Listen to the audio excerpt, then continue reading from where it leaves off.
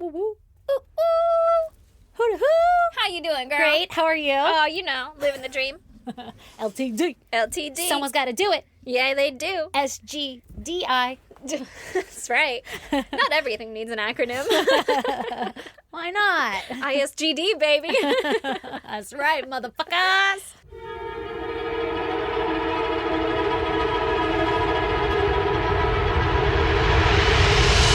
God damn! Oh, man. I missed you. I missed you more. I hadn't seen you for like a whole week now, almost. Guys, you don't understand. Like, before we record, it's hours of hanging out, and we don't have the hours to spare. We do not. We always have to crash record after, like, Yeah. fuck, we gotta get on it. And it's not even like hours of hanging out. It's like if you had a TikTok pressed on 2 times speed and just And talking. like the topics change just as quick as a TikTok. Yeah. And you have to go back to other ones. Like, hang on, the whole reason for me telling you that was this. As I was saying about that beginning thing when I first walked in.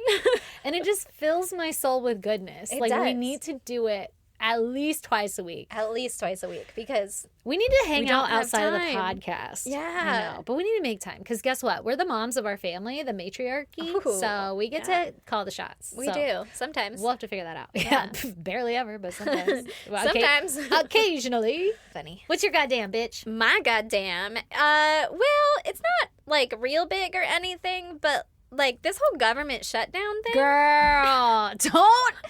It's you not know- real big, but like, is our country falling apart? You know I'm not the one for this topic because I have been so good about not saying too much shit on the podcast. I know, and I'm not going to. My own. Ma'am, we can't make it your goddamn and then I don't get to comment. Okay, you get to comment, but my only thought about it, like reason for caring at all, because I don't care. I don't have a job, right? Right, So I'm not sure. essential, non-essential. Just I'm not any of the democracy at things. risk here, but whatever. But whatever, it's just my life. Who cares? Yeah, I'll yeah, move. yeah, I don't know. Yeah. I just try to ignore it. But my dad's flying tomorrow. Oh, good. And I'm like, are there fucking air traffic controllers? Should we be flying right now? Yeah. Are you okay to do that? Like, is everybody up there? Are they Seems to doing be half staff? Awful lot of near misses lately. Yeah. And now that they're not getting paid or whatever, like Right. maybe they are. Maybe they'll get back pay. I don't know how it's working. That's what I just Googled. Yes, there are air traffic controllers. Well, Like, they have a are certain amount of currently working. TSA people, but it's like a skeleton crew. Well, I and don't want stuff. TSA. I want the guy in the fucking tower being like, yeah, you can land. I just mean like No, the you can't airport. Like land. they say that you have to get there earlier than you would expect because everything's a lot slower. I don't Yeah. know. I haven't been Well, to why is it slower? Because nobody's showing up because they're not because getting they have paid. a skeleton crew, so there's less people to help like usher everybody through. So like instead of having more rows open, it's like one long security line. I feel like it's been one long security line for the past like 10 I know, years, right? though.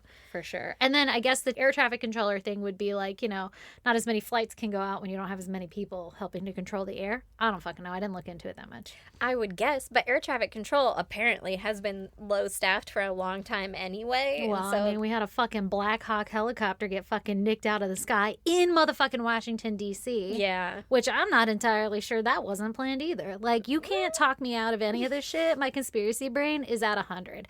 Actually, let's address this here because I have the case today and it's very conspiracy strewn. So if you hate conspiracy theories, aka the motherfucking truth, tune out for this episode. You But I might want to promise- skip this one. I promise to tell the story, you know, both ways. Mostly unbiased.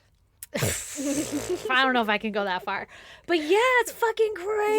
Yeah. And I'm like, hey, man, can you just, like, I don't know, take a look out your window. Keep an eye out for the pilot. You know, like, just have his be on a 6, but don't knock on the cockpit door because that'll be like a fucking emergency landing. That'll for sure get you Yeah. arrested. No, you tell the flight attendant, you're like, I see a plane coming Yeah. right at us. He's coming right for us. You know? saw a fucking plane coming right for you when you were on a flight the last time you were flying. And Yeah. you're like, that's awfully close. But I mean, yeah. And I was like, I have never, in all of my years ever flying, ever seen a plane fly at the direction of my window. Right. I mean, he was up higher. Like, clearly he Sure. was higher than than we were, so I wasn't, like, panicked or anything, but I was like, God damn. Like, That's who knew pretty fucking there's so close. much air? Yeah. And there's one why? highway, apparently. Because there's nobody telling him, like, hey, man, you might want to go a different way. Yeah. Yeah. So, you know, hopefully my dad makes it there and back. Oh, my God. I'm We'll sure find he out. will. I'm sure Yeah. he'll pull through. Yeah. It's fucking rough out here, and I'm excited to see where the rest of this fucking place takes us. Honestly, it is kind of a weird time, huh? It's like unprecedented. slightly exciting. Well, actually, this leads Slightly into my exciting.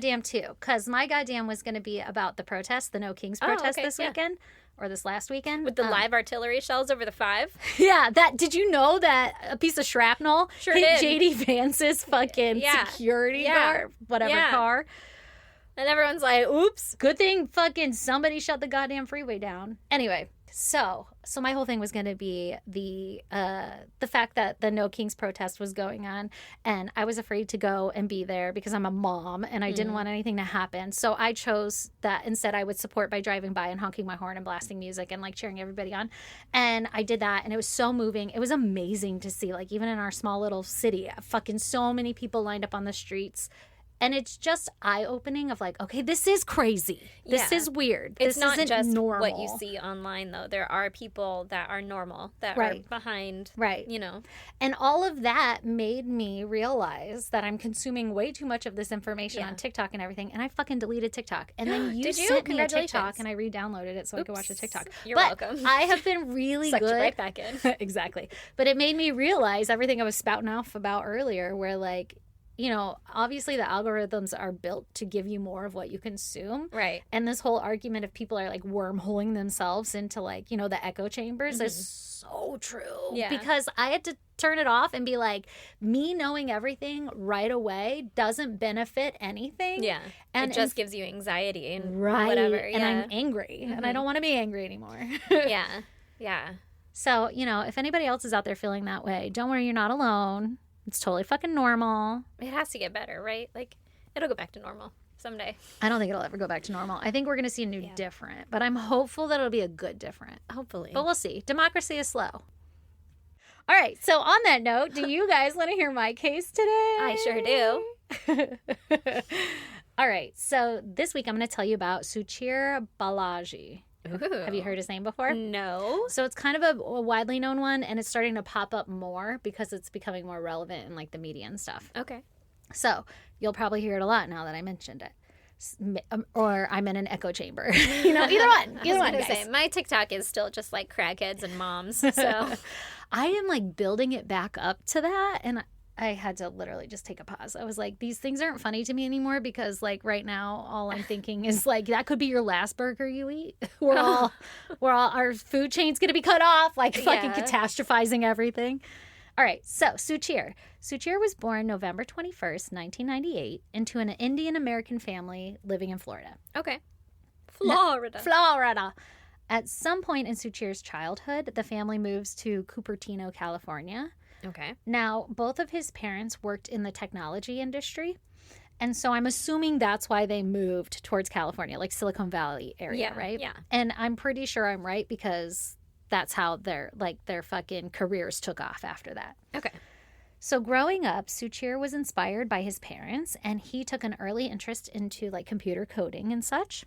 And at 11 years old, he was building his own codes using a children's educational tool called Scratch, which I guess is like, you know, fun engineering for children. Girl, okay. I wish my kid did something like that. He's 8, but well, you just got to be Indian parents who hold their kids to high expectations. Yeah, it's got to be like an immigrant parent thing. It's because I'm white. I'm like, I don't know, man. I don't get it either. They're like, just sit down and be a stupid American. We the people. Remember the oath. Go work Hold in the your factory. Hand over your heart. Remember the oath. Say your pledge that you were born into saying. It's a fucking cult. Okay. I mean, it's a great cult, but not lately. It worked out so far, but it's starting to go downhill. It's really, I think the Kool-Aid's turned rancid, guys. I didn't bring my 75 cents in my tracksuit. Fuck, you're never going to get in.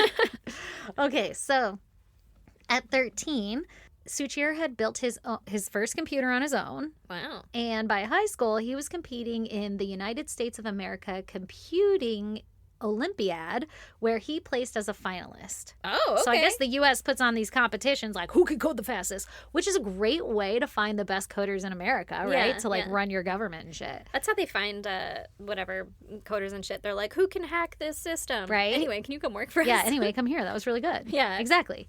So in 2017, at the age of 19, Suchir ranked 7th in a Kaggle passenger screening algorithm challenge. Now, Kaggle is a data scientist competition platform.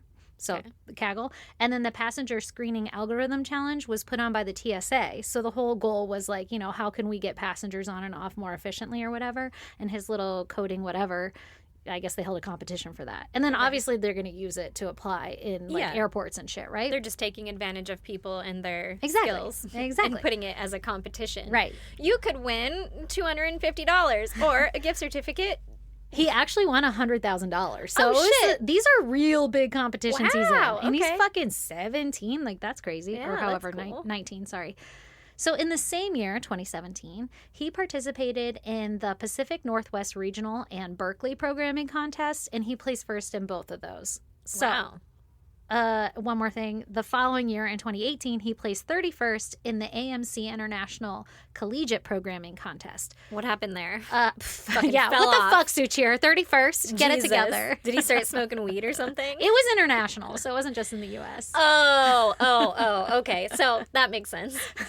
So U.S. is ranked 31st, is what you're telling me. Exactly.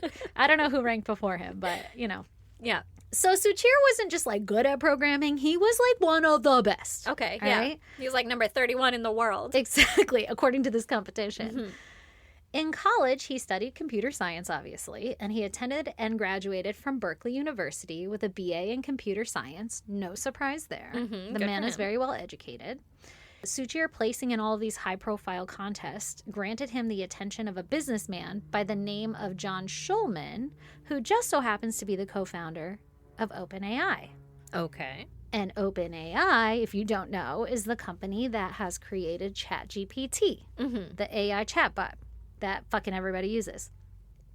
When Suchir graduated in 2021, Mm-hmm. John immediately recruited him to come work for OpenAI and asked him to help with the ChatGPT project, Okay. like to roll it out, right? Suchir would go on to spend the next 4 years working at OpenAI as an AI researcher. Suchir played a major role in helping the company gather and organize the internet data that was used to train ChatGPT 4, which is the large language model part of it or whatever. I think that's like the major one that everybody used most recently. We're on ChatGPT 5 update now. Okay. I think 3 is the one they released with, and then 4 was the big one where it was like, oh my God, it's so smart now. It's way better. Right. And Not now even that 5 much is the racist best. anymore. Yeah. Well, now 5 is the one that like you get when you first start using ChatGPT, and after a certain amount of inquiries, it'll say like you've used all your ChatGPT Yeah. 5, so now you're on the 4 model. It like warns you what model you're on. Suchir worked on the ChatGPT 4 model. Okay. He also helped set up the precursor to what was called WebGPT, which made ChatGPT able to search live websites, like using Google and opening web pages to like query stuff. And it would like review the most current and active data, where ChatGPT 4 relied on a static data set that was a one-time copy of the internet. So that's why it took so long from like 3 to 4 to get the next level, because they're like recopying all the data again, which Okay. takes for fucking ever, Yeah. right? Like copy all of the internet. Yeah. And then they use that data to train their models to be able to answer you. Okay. So, like, if I take a copy of, let's say, the White House page, and I ask you any questions relevant to today, if that copy was done 2 years ago, you're not going to get information back from the last 2 years. Makes sense. Yeah.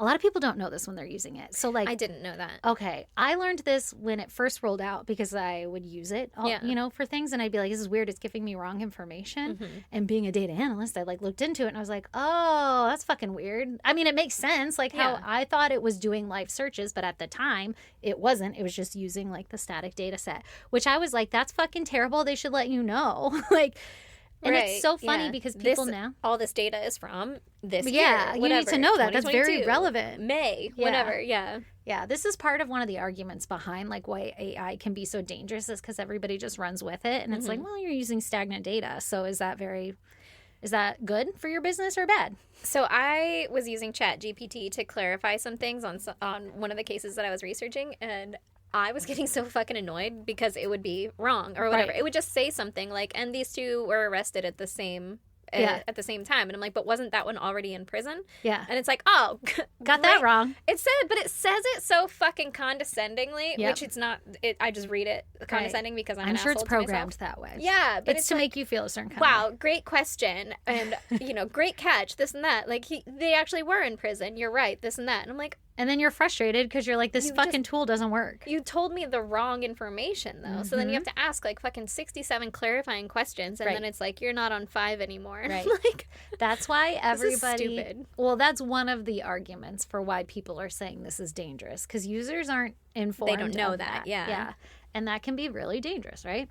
So... just some background. He helped work on that chat. He was still working on the stagnant data one. And one of his main areas of expertise was the copy of the internet data to train the model. Okay. And OpenAI CEOs say that he was integral in that success. Like, without him, we wouldn't have ChatGPT, essentially. Wow. Yeah. So, or, whatever the fuck it is we have now. Good for him. Very smart guy, right? Mm-hmm. So, bottom line is that Suchir was really important in the AI world, specifically for OpenAI as a company, and he helped them become the leading edge in the AI world. Everybody knows ChatGPT over any other chatbot, and there's way a lot of them, but everybody says ChatGPT, right? Yeah. He was integral in that. He's the one that, like, brought it to the people, not To like the a business, people. Like a business will use Copilot or whatever, like other ones where people are like, anyway, Using I got my app, Yeah, ChatGPT. Exactly. So because Suchir was so integral to the inner workings of how AI was being utilized at OpenAI, he started to recognize some potential ethical and legal concerns of certain practices that were beginning to emerge from the business. Mm-hmm. Now, hang with me here because it's going to get a bit technical / legal talk, which it already kind of has with AI in general. But just stick with me because it's important to understand the whole storyline. Okay. So one of Suchir's major red flags was the company's use of the internet data required to train the model in order for AI to give you the info that you asked for, right? Mm-hmm. So the way in which the tool is able to return the results to the user is based off of that one-time copy of the internet data in a moment of time. Mm-hmm. And Suchir argued that the copying of the internet data to be used in ChatGPT was copyright infringement because you're using other people's data without explicit permission. Fair. Now, OpenAI argues that under the fair use law, copying data for training is allowed because it's transformative data, meaning that AI doesn't just reproduce the original work, but it learns patterns from it to generate something new. They claim that this use is for research and development, not just to copy and replace the original content. So, like, let's say they're using our website for some sort of information from a murder or something. They would use it, read it, teach the model, but then the model isn't going to give you back the exact same words that I wrote. It's going to give you back some version of it differently. So then OpenAI is arguing it's not violating copywriting. Right. And under the fair use law, as long as you transform the data, it's not copyright. Okay. Suchir's counter-argument to that is that even if AI generates new text, the initial copying of the data without the permission can still be illegal because it takes entire works and it uses them in a way to compete with the original creators, like answering programming questions or summarizing articles that people otherwise would have gone straight to the source to see. So, like, if I have a blog and I get paid based on traffic, I'm now losing that traffic. Yeah, they're going to bypass that to go to ChatGPT. Exactly. So Suchir also argued that this AI technology might do ethical harm to humanity without laws and standards in place because of misinformation. I mean, like, new AI is so new, we don't have laws in place. Like the fair use law or the copyright law was created using someone's fucking face. Right. And all of that was created prior to AI. So now we need to update the laws to include AI because it's kind of this gray area. Yeah. So that's what Suchir is arguing. As any of us who have used AI already know, and what we talked about, AI can sometimes be wrong and present wrong information as fact. And if people blindly trust AI, they're going to be helping to spread false information that could be damaging to society, education, or business decisions. Mm-hmm. Additionally, AI can reflect bias in its response as well.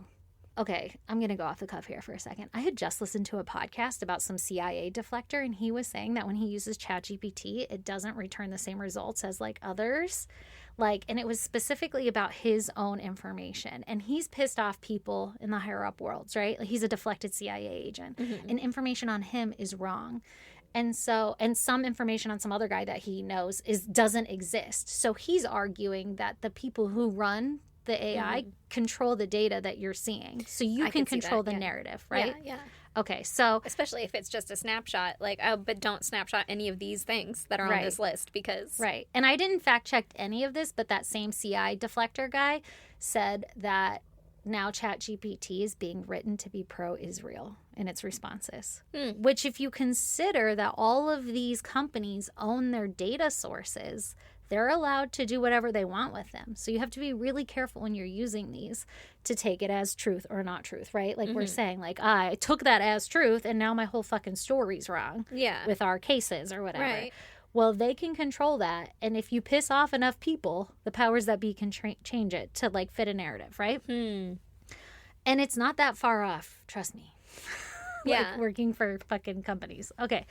Another concern is that with the decrease in the traffic to the websites, like the original websites where the information is coming from, the creators will have less incentive to continue to contribute to them, and that can impact the internet ecosystem negatively. So now we're not sharing information anymore because we're just relying on ChatGPT to give it to us. But ChatGPT needs us to give that information, but there's no incentive to continue. But what's the point of me making a blog or a thing or if whatever? no one's going to go to it. Yeah, if no one's going to go to it. The whole point is that people make money off of that based on the traffic, based off of measurable. But now if they just Google it, quote unquote, in ChatGPT and they get the information there, then you get nothing from your contribution. Exactly. Yeah, that's fair. That's understandable. And ultimately, Suchir felt that it was ethically wrong that this company is essentially exploiting other people's hard work for corporate profit without permission or laws, and that they're basically getting away with robbing the online community and poisoning the minds of the masses all for the money, and that the AI industry needs laws to be updated to hold them accountable. Yeah. So Suchir is the one kind of leading this whole spearheading the fucking whistleblowing activities here. Good for him, and also I trust him because that he made it. Yeah, he understands what he's making. Like, right. Exactly. So by August of 2024, last year, Suchir had finally had enough and decided that in his mind and heart that OpenAI was not operating within his like personal standards of ethics and morals, and because of that he chose to leave the company. Okay, good for him. He was quoted as saying, quote, "If you believe what I believe, you have to just leave the company." Whatever that means, okay? After he left OpenAI, he began working on his own personal projects where he planned to create a nonprofit centered on machine learning, AI, right, and neurosciences.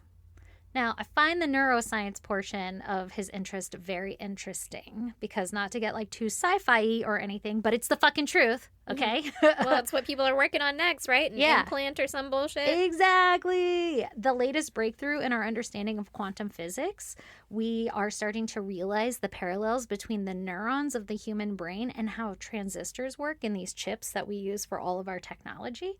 And because of this similarity in both industries, they can actually benefit greatly off of studying one another. So it makes sense for Suchir to be like, I'm going to go ahead and continue on my AI world, and I'm going to introduce like neurological studies because that's going to be the next boom. Yeah. Like it's biometrical, whatever. That's the next boom. That's the next bubble we're about to be on. AI ain't going to be the one, all right? AI is a fucking lie, and they're doing it to make a lot of money. It's going to have to connect to the neuro whatever of the world in order for it to take off and be something.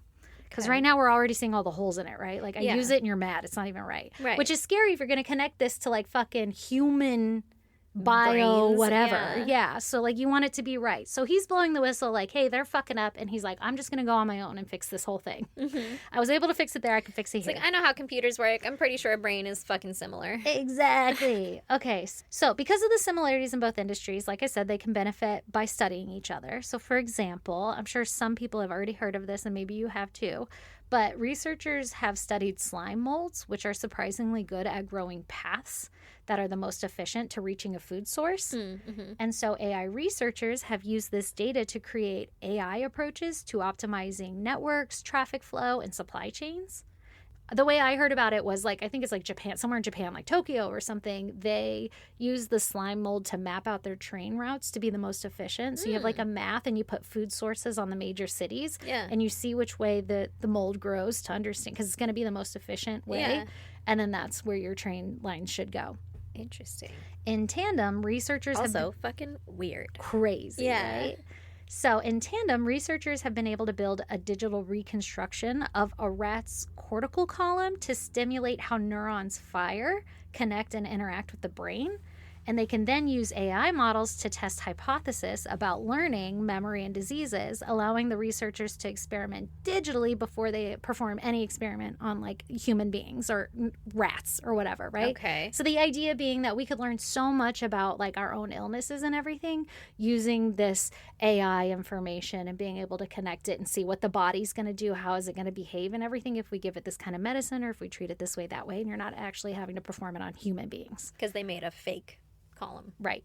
Spinal column Right. thing. Okay. Off of this knowledge of AI and quantum computing and all this other stuff. Okay. So, if you consider how the two industries might rely on each other to prosper, you can even further argue Suchir's point of the importance of AI regulations and such. Yeah.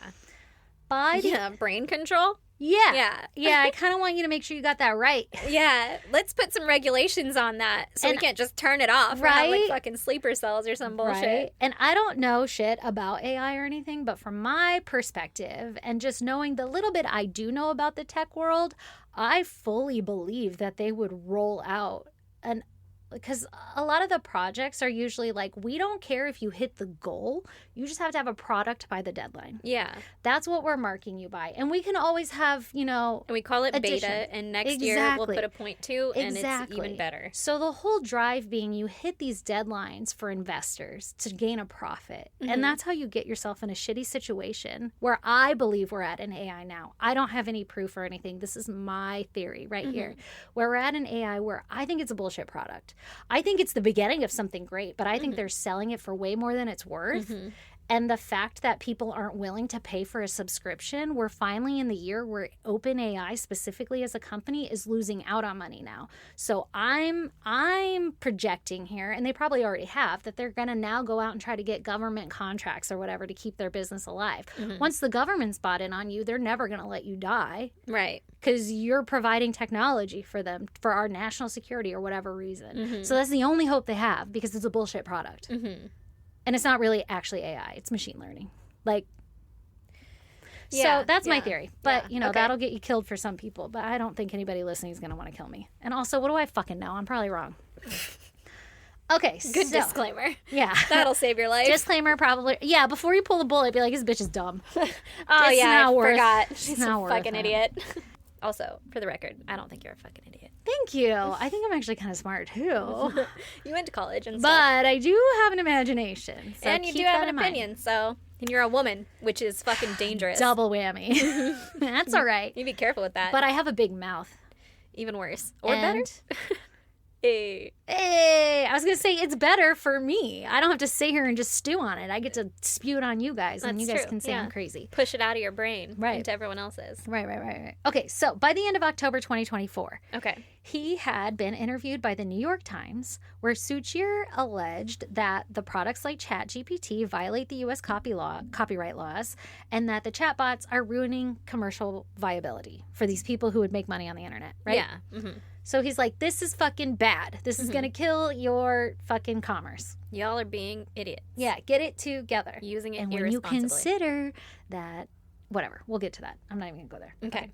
Suchir even published his own essay on the internet on his argument against AI qualifying for fair use. So, like, when OpenAI was like, yeah, we could do it because we transformed the data, Suchir, knowing how ChatGPT works, wrote everything out against that argument, saying this is how it actually works because you're copying the data to train your models. It's not legal, blah, blah, blah, blah. Mm-hmm.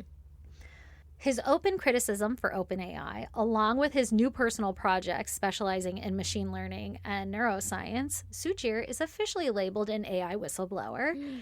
And in the eyes of OpenAI, he's now a competitor, Yeah. right? Because he's going to go do these special projects. He's going to go do it and do it right. Right, and he's got the keys to the magic sauce on how their product works. He's also number fucking 31 in the world. So Consider he's a that. smart guy. Consider that, And okay? you brought him into all your fucking proprietary secrets and bullshit. Right. Now, I have not watched very many anythings on him. Like, I've seen little clips here and there, and I decided to dig into it because I love A good conspiracy. everything. To your point, like, it's a crazy time to be alive, and as a true crimer, I'm so fucking interested in the, like, but why part of it all. You know, like, okay, our government's corrupt, but why? Like, who's running it? I know it's not just Trump. I have my personal opinions on Trump, and they could be very skewed because I eat the data. I'm in my echo chamber, and I recognize that. But I feel like I'm one of the few that recognize it. Everybody else is just like, that's truth. Like, yeah. I don't know. It's kind of a wake-up call, and it's very interesting. So I like to dig, and I like to understand.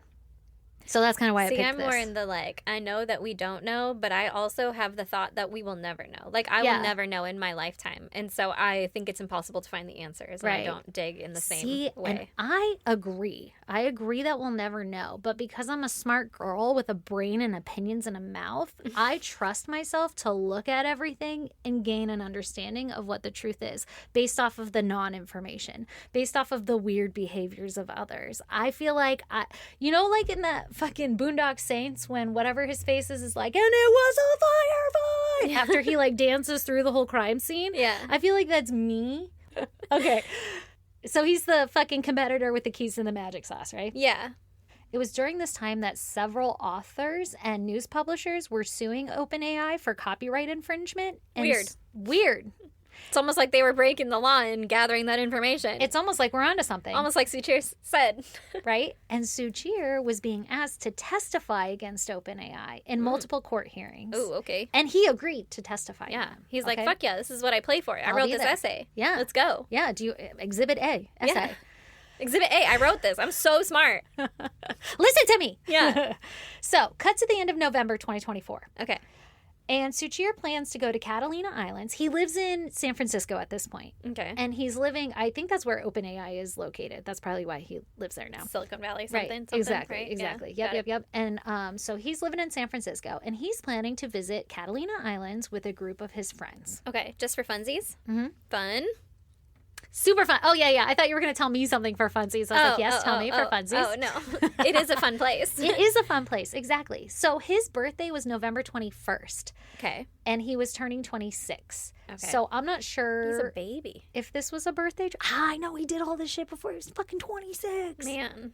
I'm 38 and I ain't done none of that shit. I can barely wrap my head around what AI is. I bitch when socks are left on the floor. Yeah, right? Oh, man, what are we doing? Okay, so it's not clear. I don't know for sure if he was going to Catalina Island for a birthday trip, but you gotta imagine. It feels like it. Yeah. He was there on his birthday. Yeah. And he went with all his friends. He's probably celebrating his birthday whether or not it was for a birthday trip. Exactly. And he was there for like a week. Wow. Right. That's a long time on Catalina. And it is. It's pretty small. I did 2 days and I was like, what's next? Yeah. I saw the buffalo and the golf course. And the candy shop and the golf cart and kayaking. Let's go to this bar. That was one day. Yeah, I know. Exactly. Do you want to do the glass boat? The glass boat? We can shoot pellets of food at the fish. It'll be real fun. Snorkel, find some sharks. Yeah. So, wow, I guess one of the things on the trip was like a 3-day hike or something. So maybe that's what. Yeah. What a nightmare. What a nightmare. It's a fucking dude thing to do. Seriously. So, okay, this is going to be so mean, but also such an engineer thing to do. Like previously working at a tech company, these engineers, I remember talking to somebody, they're so fucking intelligent. I was going to say, because I don't know any engineers. Oh, I know so many. Not my thing. A 3-day hike? Not happening. Oh my God. Okay, so Catalina, right? Yeah. Now it's November. His birthday was November 21st, and now it's November 22nd. Okay.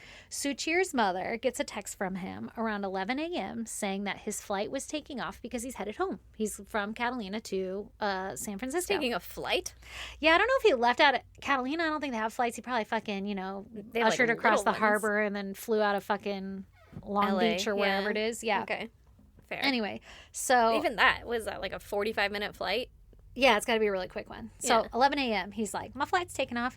Then at 4:54 p.m., Suchir texts his mom again to tell her that it was pouring in San Francisco. So he made it. They talked a lot. Yeah. They were very close. Then, as he pulled up to his apartment, and the apartment was called the Alchemy Apartments. It's still there. Like, very nice apartments in San Francisco. He sounds like a guy that would stay at the Alchemy Apartments. Right, What, are you just doing some fucking wizardry over here? Exactly. And homie's making bank, okay? Yeah. Like, he's got grip of cash. Both his parents are engineers or whatever they are in the technology world. Mm-hmm. So they're making a grip of cash. Money is not a thing, okay? So this is a very nice apartment in my standards anyway. I didn't look up how much the rent was, but when you look on the website, it looks like one of them nice ones. You know, they got a website. You know what I mean? And it's in San San Francisco. They got a website, first of all. Yeah. Doesn't look homemade. Right. You know, all the ones we ever lived in, like, you had to go to the office. Yeah, You just yeah. got the number on the website. Yeah. Okay, so Just a anyway. landing page. Right. So he pulls up to his apartment in an Uber, and the leasing manager sees him get out of the Uber with his big old suitcase coming home from his trip. He's like, oh, finally, the alchemist is home. Yes, thank God. At 7:15 p.m., Suchir spoke with his dad on the phone, and he was really happy because he had just had a great trip with his friends, and his birthday had just happened, and his father gave him over the phone as a gift a grip of cash, right? Like, happy birthday, here's your gift. So Suchir is in the best mood ever. Hell yeah. The following day, around noon, his mom calls Suchir, and the phone rings once and then goes straight to voicemail, which is strange. That is strange. She attempted several more times over the next few days to reach out to her son, but each time she called Suchir, he never answered. And so the parents start to grow concerned. Over days? Yeah, it's like Ooh. 2 or 3 days or Yikes. something. His mother, who lived somewhere else, I don't know where, I literally wrote just somewhere else. It was somewhere in California, but like it took time to travel there. She took the time to travel to his apartment and knock on his door, but he didn't answer, and she didn't have a key or anything. So But she was obviously concerned. Right. She's like, this is so out of character for him. Yeah. So she calls the police. This is the last straw. She calls the police and is like, hey, I need you to come do a wellness check. Well, they are like, yeah, we'll get to it. So she goes home. And then the police come and they're like, hey, we can't do this wellness check without you here. Now, I don't know if that's like the apartment won't open it without a family member or what or why, because the police are there. But for whatever reason, they wouldn't go in there until the mom got there. Okay. And so the next day, on November 26th now, the 22nd is the last day we heard from him. So now it's the 26th. Jesus, that's a long time later. Right. 4 days. Suchir's mom drives back to his apartment and meets the police there so that they can go inside, right? Well, when the police arrive, I'm telling this, the story gets a little out of order from here on because I had to listen to podcasts, read random articles, whatever, to piece it together. And I didn't do a really good job at listing it linearly. So hang on with me for a moment. Okay. But when the police do get into his apartment, they find the door to be deadbolted from the inside. Like, they have to unlock it, right? It's not like they try the handle and it works. Suggesting that, no one left through the front door. Foreshadowing. And they describe his apartment as unbothered, although his mom argues that it looked like somebody had ransacked it. But the police are like, this looks normal for a man's apartment. She's like, not his, though. We are Right? very fucking clean. We read textbooks on the weekends. Yep, 4 or 5. As the police enter, they find Suchir on the floor, halfway in the hallway and halfway in his bathroom of the apartment, with what authorities describe as a self-inflicted gunshot wound to the head. And the gun registered in his name was found by him. Oh, no. Okay? Okay. So the police spent about 40 minutes in the apartment and immediately ruled his death as suicide, meaning there were no crime scene investigators who came to confirm the suicide story or anything. They were just like, classic suicide, right? And they treated it as such from then on. Okay. Review of the key fob data of his apartment showed, and specifically his door of his apartment. Is a key fob to his door? I guess. I don't know. It's probably a lock, like a boot-a-doot-doot. Maybe, yeah. Code door. It kind of did look like that because on the back it's like a big, inside the apartment it's like a big thick metal, like the ones with the keypad on it. Okay. Anyway, so no one else had access to the apartment via the fob or anything. Additionally, his unit was located on the 4th floor of the building, so it would have been difficult for someone to access the apartment via a window. And the windows only opened 4 inches. They swung inward. But also, a gunshot wound in an apartment building is gonna raise some flags. A noise. Yeah. Spoiler alert, there's My upstairs neighbor would jump, and I'd be like, Jesus Christ. fucking Christ, I think the ceiling is coming down. If they killed themselves, if there was a gunshot up there, the whole building would be collapsing. Interestingly, there's no reports of anybody hearing a gunshot. Yeah, that's weird. Really weird. And there's no silencer on the gun. Okay. Yeah, that's weird. That'd be really, I guess it'd be weird. Has anybody committed suicide with a silencer? I don't they've think done it with a they're that shotgun. long. Yeah. But you wouldn't be able to take the silencer off after you've killed yourself. Let me just put this away. Yeah. Yeah. Let me really confuse them. Chuck it across the room. Yeah. Oh my God. Okay. So interesting. The windows only open 4 inches. Okay. Arguably, in my skinny days, I could have fit through. I could have 4 inches? No, you fucking couldn't. Girl. No, your skull wouldn't fit through. Girl, this is more than 4 inches. Fair enough. This but I is feel 4 like inches. I could have ripped the corner a couple more inches to get my skull through. But they don't open I'm more than thinking that. of like when I was little. Well, I mean, it's not like Also, to the 4th floor. Do you think they're from like where? pulling Like you're it just gonna as be fucking hard as they- dangling and pulling? Maybe. Which way do they open? Up or down? Inward into the apartment. So they swing in. So you could like get your body in there, squish it, and like stretch it to get your head in. Ain't no fucking way. I think you could. They're really long ones too. So I feel like there'd be more give at the corner away But from then the why would they hinges. only open 4 inches? I think just to let air in. Yeah, but like I feel like they're not designed to open farther, you know? Yeah. So then you wouldn't be able to like bend Maybe. them open I don't more. know. There's gonna be like metal and shit stopping it. Right. Could be. I don't know. I didn't look at the apartment. In the pictures, it looks like the windows are open. But I can't tell because the blinds are shut. Okay. But they look, like the 4 inches open.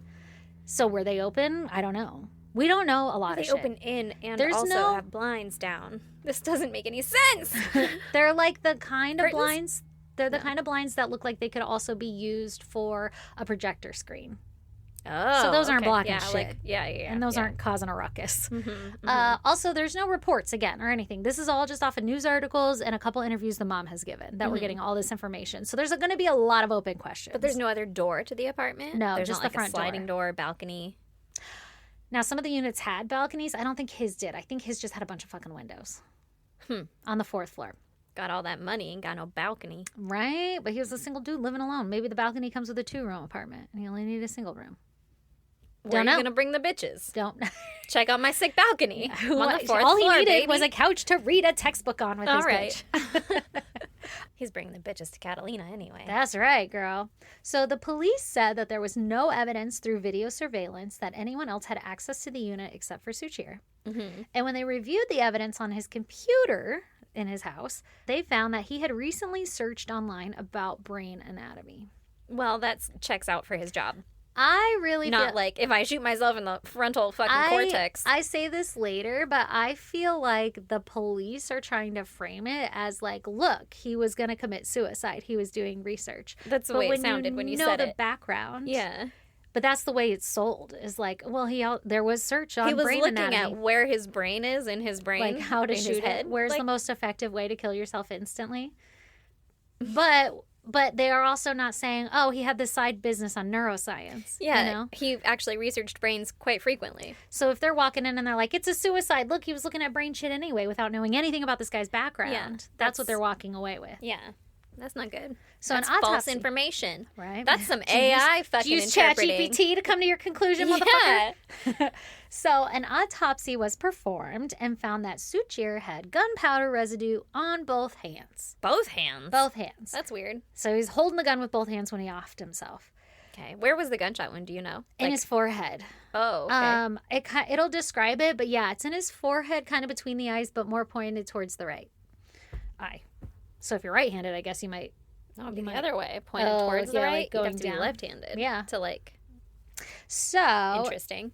very interesting. They also determined. I have a question. Yes, Off topic. Go for it. Did you ask ChatGPT what happened? I discussed that at the end of this. Okay, good. Thank you. So Just needed to know. they also determined that, I like how you know where my brain goes though. They also determined that he had died on November 22nd. So that would be the last day that his parents had spoken with him and the same day that he returned home from his trip. That would check out though, because there was no other communication from him. Right. The day after she had that one ring went to voicemail. Mm-hmm. The police felt the evidence supported that Suchir had to have been alone at the time of his death, and his cause of death was ruled an apparent suicide with no evidence of foul play. And on December 28th, the investigation into Suchir's death was officially closed by the San Francisco Police Department. So they're not looking into it anymore at the end of December. Do we know anything about what his friends said his demeanor was like when he was out on his trip? Was he like, Yeah. man, this fucking sucks? No, they all said he was so happy, like in the best spirits. Because everybody is saying, well, he was a whistleblower. Of course he killed himself. It's Right. a lot of stress. It's a lot They of all pressure. do for some reason. Yeah, how weird. And they're like, it's a lot of stress, it's a lot of pressure. And while that's true, and he did feel stress and pressure, but he had a lot of opportunities coming his way too, and I'll discuss that. Yeah. So like he had a lot to live for, and he was not depressed at the end of his days here. Yeah. He also seems like he's not the guy that's like afraid to do that kind of stuff. Like he wrote the essay speaking Right. out against it. He's Right. just like, I'm doing the He- right thing. Like Exactly. life is going to go right. His mom describes him as very ethical, and like he stood in it, and she advised against him, against all this stuff. She was like, you're flirting with the devil, but he knew he was right, and she respected him for that and was like, well, we're going to support you because Yeah. if you're going to do the right thing, you know, what are we going to do? No, don't do it, you know? Yeah, yeah. So his parents were obviously heartbroken and asked for the police reports and all the evidence so they themselves could see what happened in the final moments of their son's life. Like, they're looking around and they're like, I have some questions. Like, he has no reason to suicide himself and he was a whistleblower. You need to investigate this more seriously. And the police are just like, no, just a suicide. So they're like, give me the evidence and I'll let you know what I think. Yeah. However, surprise, surprise, the police would not allow the family access to the information. Yeah. For a closed case? Yeah. That doesn't seem like there's any reason for that. Right. So there is a California Public Records Act that states that families have a right to this information, and the family's rights were violated because the police wouldn't, refuse to grant them access. So his family sued the police department for the violation of their rights, and they were granted access to the data. So the police did illegal things on purpose. Yeah. Sounds like it. I hope that they had ChatGPT or whatever write their telling them. Yeah, write their letter being like, you're doing all these things wrong. Here's your lawsuit or whatever. Yeah, That'd be great. That'd be so funny. So once they were granted access to the case files, the family immediately knew that this was not a thorough investigation. They were granted access to body cam footage from the police and everything. And within 40 minutes of arriving at Suchir's apartment, the police never tried to investigate the case as anything other than a suicide. Like I said, they only spent 40 minutes inside the apartment. And they were seen without gloves and everything, touching all of the crime scene. It's not even like... They didn't have it as a crime scene. It was a suicide. It wasn't instantly they were like question. A suicide. Yeah. His parents were furious and demanded that the authorities look at the evidence again. Review this seriously. You didn't take it serious from the start. And, review it as a possible homicide, given the importance of the lawsuits that were pending on OpenAI and everything. You have probable cause here. We've got some questions. The San Francisco police refused, however, and Suchir's family had to privately fund a second autopsy on their family member. His mother said that when the mortuary gained possession of Suchir's remain after the police had done their autopsy and then they gave it to the mortuary for their family to bury him, the mortuary themselves, before even looking at Suchir's body, just based off of how the police handed the body over and everything, said that the police were not following protocol and that she needs to get a second opinion. Really? That's fucking wild. How? I don't know. I tried to look into it and there's no details, right? She just said that in an interview and that's all I know. The mortuary was like, this isn't how they're supposed to return bodies. Right. They removed all his organs or whatever it might be. Well, they didn't even look at the body yet. They were just saying how the chain of custody and all this other stuff, it wasn't being handled properly. Oh. So they were like, this is a red flag even for a suicide. You need to have a second opinion here. Wow. And so that was the motivator in getting the second autopsy. Wow. And the family has money. So they're like, yeah, let's fund it. Yeah. I mean, I'm sure they don't want to be fucking pissing their money away, but it's worth it in their eyes. Yeah, exactly. Yeah. So they fund, exactly. You don't have to pay for another birthday trip or whatever, so you might as well spend it all now. How sad. The first autopsy, the finding concluded by the police, suggested that Suchir fired at himself in the forehead and that the bullet traveled in a way that missed his brain entirely, but it hit his spinal cord, paralyzing him. What? The bullet traveled through his facial bones, his sinuses, and vertebrae C1, hitting the spinal cord. So it went under his brain? It went in the front of his face and then somehow back, totally missed his fucking brain. He shot from his forehead, missed the brain, went through the sinuses and everything, and then lodged in the base of his skull. But basically. He Googled where his brain is. Yeah, so if he fucking researched it, he did a terrible job at researching, if that's what that was for. But what a weird way to, if you're going to blow your brains out, you're going straight into the brain, right? Yeah, you're not going to angle down. Well, I'd probably go from the side, but... Either way.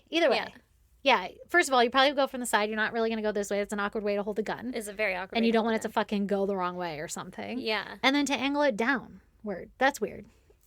Downward. Well, and to be on both hands. You're holding it with two hands. Downward. And you're going to pull the trigger with your thumb. Slightly to the right, which means that you're holding it mostly with, your left hand. After you just researched where your brain was? What? How do you... Yeah, I don't know. It's weird. Doesn't make sense. Are you doing it with your thumbs? Doesn't make sense. Because you got both hands up there. Yeah. That's fucking weird. It'd be weird to Anyway, so this means that he would likely have been alive for some time after firing the gun. That's fucked up. And that he ultimately died from bleeding to death. That's fucked up. That's really fucked up. The second autopsy, the one that his parents funded, found some additional damage to Suchir's left side of his head, suggesting that he potentially could have been assaulted prior to his death. Or he could have fallen. Sure. And it wasn't, but this damage wasn't mentioned in the first autopsy. Mm-hmm. There was a broken cheekbone that wasn't in relation to the injury caused by the bullet. Uh-oh. So again, further suggesting that there may have been a struggle. I guess there was like blunt force trauma to I think it was his left side, and then that broken cheekbone. Okay, that's suspicious. That's weird, right? Even from a fall. Like, that's a big fall. Maybe if he hit his head on the counter or something on the way down. That was like one hit on a head, I could think. Like, maybe he shot himself, if he did shoot himself, and then fell and, caused whacked that. himself. But to have 2 impact sites or whatever, like a cheekbone and the side of the head. Right. So it kind of suggests that there could have been a struggle. There were also weird lacerations and wounds found on his tongue and mouth that would not have been caused by the bullet.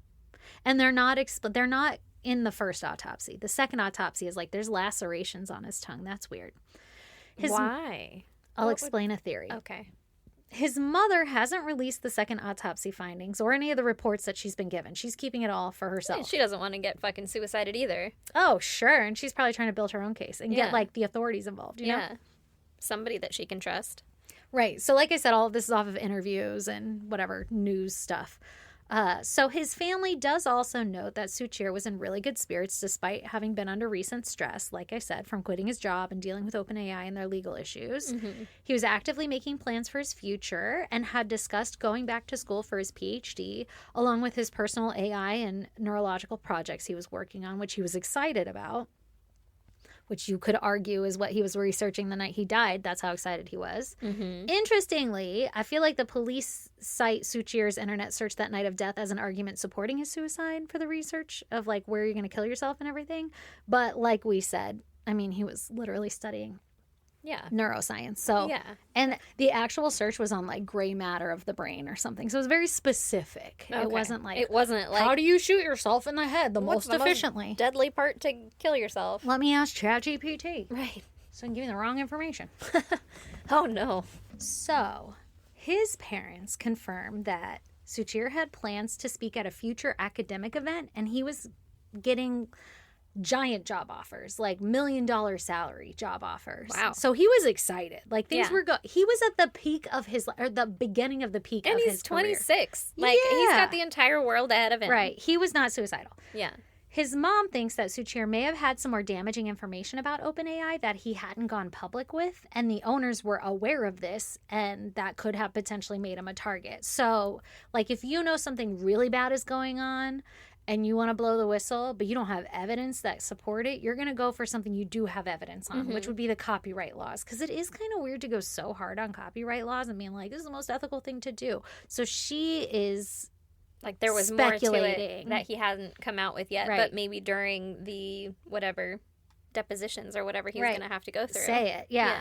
And to further prove his mom's theory, a few days after Suchir's death, his phone rang and his mom answered it, and it was a journalist from the Associated Press, and they didn't know that Suchir had been unalived or had suicided himself or whatever. And so they were calling to confirm an appointment that they had because he was going to be interviewed by the press some more. So Suchir's mom's like, look, we don't know what he was going to reveal in that. Like, he already revealed the copyright laws. Like, we don't know what they were planning to talk about. This is a whole new one. Yeah. So, like, he got silenced before he could meet up with them. His mom did release the apartment CCTV footage that she acquired from the police, and one video shows Suchir on the night that he had arrived home from his trip, and it shows him going up the elevator to the 4th floor of the apartment with his bag from the trip on him, or his suitcase or whatever, and then he comes back down to pick up, like, an Uber Eats or DoorDash or something. It's food in a brown paper bag, and that's the last time you see him because he dies after that. Now, the food that he had ordered in the pictures, because his mom takes pictures of the apartment, which I'll explain later. The police didn't, she did. So she's, like, preserving the crime scene in her mind. His food can be still seen sitting at his desk, at his computer, like he was eating dinner. Okay. Now, I would think if he were done, he'd throw it away or put it away. Yeah. And maybe he had just not gotten to that. But to me, that tells me he probably got interrupted while eating, is my theory. And it's almost on gone. His computer researching whatever because he's by himself. So he's just eating and whatever, enjoying. Exactly. Well, wouldn't we have CCTV footage of someone coming in or out of his house? I'll get to that, okay? So what's crazy, also to these photos of the apartment, like I said, what's crazy, these photos from the apartment are from his mom, not the official police investigation, because there never was one. Mm-hmm. And after they removed his body, like after the police spent 40 minutes or whatever and took his body out, they just gave her the keys. Like, here you go, deal with it. So she's the one who took the initiative to document the scene. Good. Do you know what's crazier? Yeah, no, I don't. Is Suchir's parents continue to pay their son's rent. So the crime scene is totally intact.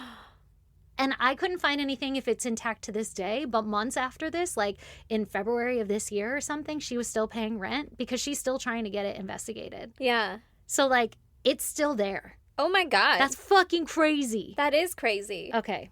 Also, I'm gonna need new floors.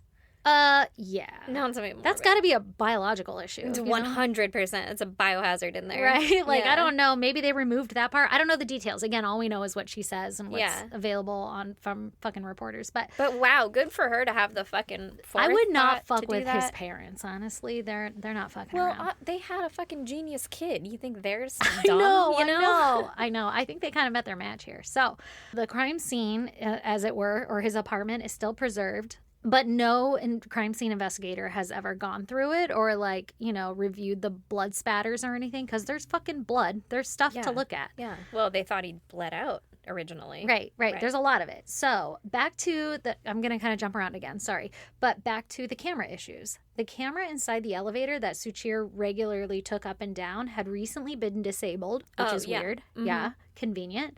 Like right after he got up there with his food? Well, I think there's not even footage of him going up the elevator. So I think it had been disabled for a couple days prior to that.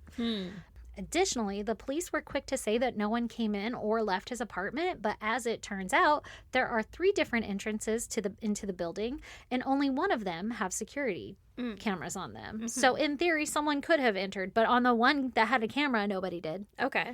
But weird that they don't mention that. Yeah. Another weird thing is... How do you lock a deadbolt behind you? You know, I was thinking about that. You have the key, or... I never considered this until now, but remember our boop, boop, boop, boops, you just push a button and it locks when you leave. That's true. But I don't know if that's how this is. Yeah, that's true. That's real true. You and just also, push a button. In other cases that I know one of us covered, somebody tested if you're able to lock it from the outside, the specific latch that was in our case, and there was a possibility. So I don't know if that's been investigated in this case. I gotta imagine it hasn't been. But honestly, the door locking behind is like the least of my... Like, if somebody has a skeleton key or whatever, like, right. If you have enough people involved, something could happen, right? You know. Well, and if this is like a bigger project or whatever, then they would have had his keys. Right. They would have had everything on him, right? Or another argument, which I'll get to, is if you had access to the apartment, you could grab his keys and leave, or grab a spare key. Who knows if he had a spare key somewhere? Well, grab his key and get a copy. Right, exactly. Or Any take of those a little things... fucking imprint because you have an extra $10 to pay for the imprint thing. Right, like that whole door being locked thing is not it for me. Okay, fair. But that's for me. That's my argument. Okay, so I had to be talked to it, but I got there. Right. And I could be wrong. But just saying. Mm-hmm. So another weird thing is that Suchir, and this is just kind of a note on the security of the place. I don't know that anything crazy nefarious happened, but maybe, who knows? But Suchir had packages delivered that were in a shared package room of the apartment. Like, you know, everybody goes there to get your Amazon packages or whatever. Mm-hmm. And neighbors saw the packages sitting there until about January and finally got a hold of the family members like, hey, he's got packages here. And by the time they got there, the packages were gone. Oh. And they talked to this neighbor, and the neighbor was like, it's pretty common for packages to get stolen here. So, like, there's no security. Like, there's easy... It's just a room, and it is an apartment complex. Right. And, like, that could be... we don't know what was in those packages, so it could have been something important, or it could have just been somebody stealing shit. But just to could have been his comment, toilet paper and bullshit. Right. Yeah. That people come and go and don't get caught all the time. Yeah. Because otherwise you wouldn't have this package problem, because you'd look at the footage and you'd be like, it was this guy, don't let this guy back on here. Right. But that's not the case. They don't have that. So... It's not like a one-time, nobody came in and end all. There's more to it. Yeah. To add insult to injury, Suchir's neighbor had a security camera that was down at the time, too. So, and also there was a camera in the garage that had recently been disabled or not working or whatever. Mm-hmm. So, very unfortunate timing for all of these cameras to go down. Yeah. So back to the autopsy finding. So just keep that in mind about the cameras, okay? Mm-hmm. Back to the autopsy finding. The second one? The first one. I'll specify each one as I go through. Okay. The autopsy performed by the medical examiner, which is the one that the police did, right? Mm-hmm. It found that Suchir had a blood alcohol content of 0.178, which is equivalent to 7 to 8 standard drinks. Okay. And that he had amphetamines in his system. Which methamphetamines? Nah, we think it might be Adderall. Oh, okay, yeah. Well, that checks out. Yeah. And I'm not sure how much of it was. There is a bottle, like, with his name on it, and I think it's Adderall or something in one of the photos. So I'm guessing he was prescribed that. That isn't that sketchy. Okay. But they also found significant levels of GHB, which is the date rape drug. Ruhefnol. So, based on the evidence, we're to believe that Suchir pounded 7 to 8 beers, drugged himself with a date rape drug, and still had the ability to unalive himself. And research and do all this stuff. His parents also mentioned that it would be very out of character for Suchir to drink in excess. Now, I'm just going to enter this here because I don't remember if I put it somewhere else. But in the crime scene photos, or whatever, his mom says there was a wine glass in the sink and a bottle of wine in the fridge. Okay. So, but 1/2 bottle of wine isn't going to get you to 0.17 or whatever you said. Probably not. But if somebody has access to your fridge and can tamper with something. Or put some date rape drug in your wine. Right. Right. Hate that. Okay. So, again, my theories. Nobody said that. Mm-hmm. I'm just like, there's ways, right? Yeah, you can't, beyond a reasonable doubt. No, I have doubts. Yeah. Also, and he just got back from a trip, so I would think you'd clean up before your trip so you're not going to have dishes in the sink when you get back. So then that wine glass would have been from that evening. Night, from eating dinner, right? Yeah. And it sounds like it would be on par for him to have a glass of wine with dinner or something. Especially it's still in the fridge, too. Yeah, like you would have empty fucking bottles or whatever if it was more. Also, GHB, that starts to degrade over time. So it's hard to tell how much was in his system at the time of death, but by the time that the autopsy was performed, it was very significant levels. Like I'm talking, I think it said, I heard somewhere, or I read somewhere that like, let's say up to 50,000 whatever that they measure is like, it has to be at that par for the autopsy toxology report to even pick it up because your body creates the drug naturally as well. So it only gets to if it's a certain amount, right? Mm-hmm. And let's say it's 50,000 is the number. He had like millions. Oh so my it God. was like a lot of date rape in his body. Yeah. And it was at a time that like it starts to degrade. So that was less than he originally had. Right. Yeah. He had significantly more. I don't know what the half-life is on date rape drug, but you know. The photo Suchir's mom took after his body was removed suggests that there is evidence that he may have been crawling before he died. Oh my God, I fucking hate that. Based on the blood patterns. Spatter. Not splatter. There was blood on the counter, the cabinet door of the sink, on the bathroom floor, on the door, and he was positioned slightly outside of the door, so the blood pooled like outside of the door into the hallway. But there's 3 piles of blood basically. Ugh. Like kitchen counter area, right, like kind of middle of the bathroom where it looks like maybe he like spat out blood or something, and then where he finally fell. Oh my God. Okay. Just looking at the pictures of his apartment, there's no fucking way you can convince me there wasn't a struggle. Like the bathroom, all the drawers are ripped open. Now, I don't know if the police did that or what, because I don't have access to the body cam footage, but why are all the drawers open? Like, that's what the weird. fuck? And scary. I hate he that. lives in a nice apartment, and there's parts of his apartment that look very well put together. But like, for example, the doors that open only 4 inches. There's like a leaning Hoover or like vacuum, you know, like one of those long ones that come with a battery that you hook into the wall and you just vacuum real quick. Mm-hmm. It looks like it had been leaning against something, but it was knocked over. So like if I'm living in a house, I'm a girl, I get it. But if I'm living in a house and my vacuum knocks over, those things are expensive. I'm going to go pick it up, and if it keeps falling over, I'm going to go put it away. Yeah. You know, or whatever. And then like he had shit all over the kitchen counter, which relatable. But like a box of fucking Nutri-Grain bars or some granola bars were just knocked all over the ground. Like that's not something you're going to leave forever and just be like, oh, I need a Nutri-Grain bar and grab it. Right. You maybe would pick that up. But the rest of his house didn't suggest that's how he was living. What's right. So maybe a cop knocked it over or something, but even that seems disrespectful in like an investigation. Right. Like he killed himself and I swiped everything off the counter. Yeah. It's kind of rude. Weird. So rude. So his family claimed that these 3 distinct pools of blood can help paint a picture of what really happened to him that night. And if he simply fired the gun into his forehead to kill himself, why would there be blood all over the place, especially when rendered paralyzed after the shot, right? It would just be in the one spot he falls. Maybe explosion on the walls or whatever. Whatever. But then, nearby, but not like... These like piles of blood that looks like he's moving throughout. Yeah. Also in the pictures, you can see there's a dental toothpick flosser that's found on the floor next to him. It's kind of by where like the little mini bathroom trash can is, and then it's on the floor. And his earbuds were found kind of in different directions of the bathroom, suggesting he might have been wearing them when he unalived himself. Fell and they pop out. When you shoot yourself in the face. I don't know if your earbuds, if the pressure changes and they come flying out. I didn't do that research. But if there's a struggle, I could see how your earpods could fall out. Yeah. Or whatever. I'd probably knock them out for my own fucking safety. Like, I'll get these out. I need to run. I need to hear everything. Yeah. So his earbuds are found in different directions in the bathroom. So the idea here that his parents paint is that he possibly could have been listening to music while he was brushing his teeth, getting ready for bed, when somebody ambushed him in the bathroom.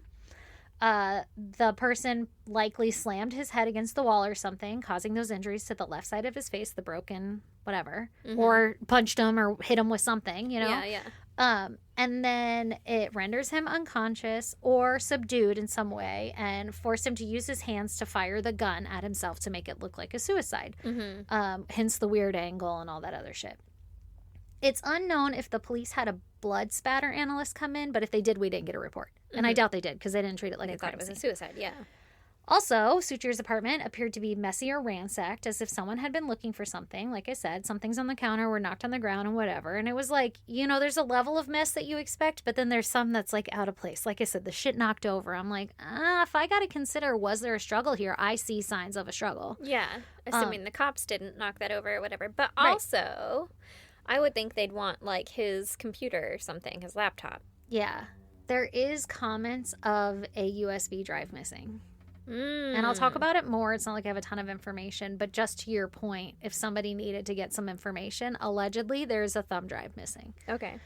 And also they would have had all of the time in the world to access his computer, so they could have just brought their own thumb drive and unless he took his computer with him. Computer. I don't know. Oh yeah, exactly. I don't know. And also, how do you know a thumb drive's missing though? That's kind of weird to me. I'm like, there's no way you could come to my house and he know a thumb had drive his was lucky missing. thumb drive. Yeah, I don't know that one, but maybe somebody knew. Like, oh, he kept it all on this blue thumb drive I saw him use all the time. You would know at my work, like when I worked there, if I was missing one, because I had like 3 that I would cycle through or whatever. Right. But like at home, good luck.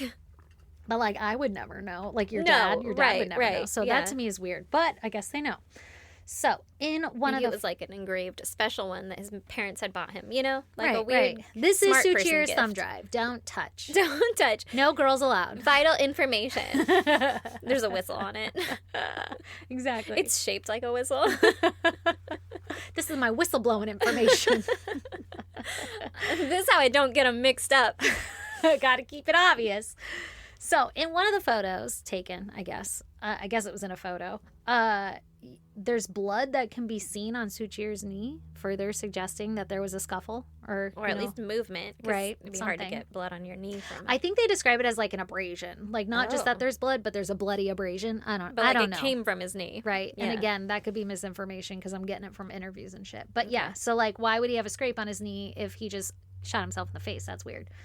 Also, his parents claim that there is synthetic hair in the pool of blood in the bathroom, which you can see it in the picture. Like, it looks like a black chunk of hair or something. I don't know how decomposed the body was or anything, so I don't know if that's his hair. I don't know. When I saw it, I was like, oh, that's gross. Is that his hair? But his mom says... synthetic, though? Well, his mom says it's synthetic, and the way that you can tell is because it has like a piece of elastic at the top. Now I'm envisioning, like, you know how girls can wear those ones that make like extensions? Yeah, with like the plastic at the top or whatever. And that's what she's suggesting. And she says it can be seen in the photo kind of behind the door in the bathroom or something. I see like a catch a hair, but I couldn't find the like elastic. But also, as soon as I started looking, my kid came up and I was like, I don't want to be zoomed in on a bloody picture of hair. So I turned it off. So you guys can be, if you hunt it down and show me what it is, like show me where it is, because I didn't see it. But also, we only have a few photos that the mom has released. She's keeping everything pretty close to heart. Well, so apparently she's still got the fucking chunk of hair in the apartment. Well, there's a like suggesting that somebody might have had a wig on and like, you know, as a disguise and attacked him or something. I guess the coroner's office had people leaking information also during this time. Like before the mom even came out, people who worked there were like, this is fucking fishy. That's super weird. It definitely looks like a cover up. Like they were making comments about his nose and his mouth having a lot of blood, which I would think is kind of normal for shooting yourself in the face. But to them was like questionable. Like that doesn't, why does he have a bloody nose if it just like went through his facial cavity and out the back of his neck? Like why would it impact your nose and mouth to have blood? You said it went through the sinuses though. I would think. Yeah, but your sinuses are kind of under your eye too. Like if you shoot down. Yeah, but still. I don't know. So I didn't think it was that weird, I guess, but I didn't even know there was fucking blood coming out But of his if there's mouth. people whose job it is to look at dead bodies all the time. And they're like, that's weird, right? Yeah. And all of these leaks came out, like they were suggesting it looks like there's other blunt force trauma that didn't get reported. And then when his mom does the fucking second autopsy, it comes out that there was blunt force trauma that wasn't reported. So even the leaks inside the original investigation are tracking. And the fact that they tried so hard to not release anything to her. Like fucking weird. Like they literally violated her rights hoping that she wouldn't know. And to do blatantly illegalness to cover up potential. Probable. Illegal things. It's like, what kind of world are we living? What is the MO? Like, why? Well, and why these cops? Like, these cops don't give a fuck about what's going on. So who's giving them the heads up? Yeah, the order, I guess. I got an answer for you. Oh, okay. Don't you worry. Okay, so the second autopsy, claims that the angle that Suchir was shot at, which I think they say like a 35 to 40 degree angle or something like that. Okay. Not that I know what the fuck that means, but you know. This. Yeah, but I'm not going around like, how does that enter into my body? I don't fucking know. The second autopsy claims that the angle that he was shot at was a downward angle, and it only could have been shot by somebody else that like suggests that somebody was standing over him when they shot him. Like he was kneeling or forced to kneel on the ground or be on the ground, and they fired above him. And they're saying that the only way that could happen is if somebody was standing over you. Like you wouldn't produce that same angle naturally. Yeah. His mom is working to collect all of the evidence to have an animation, like, recreation done to depict how she thinks that he was murdered, but it hasn't been released yet. She could probably have AI do that. Yeah, ChatGPT. His head was CT scanned by radiologists that were not familiar with the case, which, gross. Was it the whole body or was it the head? Why does it matter? I don't know. It's how my brain works. I'm like, his head? Ew. Like, was it attached? Didn't remove it from its body. I don't know. Like, if you got to ship it to a CT thing, like, you know what's easier if we just disconnect this thing? I know. That's how my head works. Okay, so anyway. Well, I mean, never mind. Yeah. Too much. Thanks. So anyway, his head is CT scanned by radiologists that are not familiar with the case, and the two of them confirmed that Suchir had been shot twice in the head. Uh-oh. And that neither of them would have been immediately fatal. Jesus, how do you fuck that up? How do you fuck that up? So the suggestion here is that the second... You can't shoot yourself twice. You can't. I guess you could if you suck at the first one, which like arguably, you have to suck really bad though. But like they're arguing that he was paralyzed, yeah. so you can't shoot yourself twice if you're paralyzed. Also, you're not going to shoot yourself twice in the head. No, you're going to be like, "Fuck, that hurts." Yeah, I'm going to bleed out here and die. I'm gonna, or change your mind, like when you jump off a bridge, and you're like, right. just kidding. Yeah, and then I'm gonna call 911. I don't know what the plan is there. Right. But sorry, I should have trigger warned the fuck out of this episode. Yeah. So the suggestion here is that the second bullet was fired into Suchir's mouth and that the bullet was found lodged at the back of the throat and the base of the skull. So there was a fragment of the bullet that was found that his mom found. So the police haven't found. The police found the original bullet and they did ballistic testings allegedly and said, yeah, for sure it was fired from his Glock. From this gun. But his mom's CT scan found an additional one at the base of his skull, suggesting that there's a second bullet involved here that hasn't been tested for ballistics. That's so fucking we crazy. Don't know. And also... Excuse you? How does that not open up the case? Like, no matter who's at the top, how does everyone not look at that and go, oh, well, okay. Right. I guess we'll open this back up. Right. Well, and then the sores in his mouth make sense. If you're putting up a fight and somehow you get a fucking gun in someone's mouth, it's not going to be gentle. It's going to be rough. You're going to bite something. You're going to bite your tongue. You're going to clack your teeth, whatever. Oh, and then, Jesus, I hate that. I know. The bone stopped the bullet in this case, right? At the base of his head. Mm-hmm. And this gun is a Glock, right? I don't know. It's fucking 9mm. I don't know guns. But everything that I read online is like, a bullet isn't going to get stuck in the bone from that. If it's really what it is. If it's really that bullet. Okay. And maybe if it's a hollow point or whatever, like, maybe, but like a real ammo that he had or whatever would not be lodged in his skull. And this is kind of where I'm going to go into the Charlie Kirk whatever, because Charlie Kirk, miraculously, the bullet didn't go anywhere else. It's this giant rifle that's going to obliterate someone's neck, and yet it got lodged by the miracle of God alone and his ability to drink milk on a daily basis and those strong-ass bones. Strong They larynx.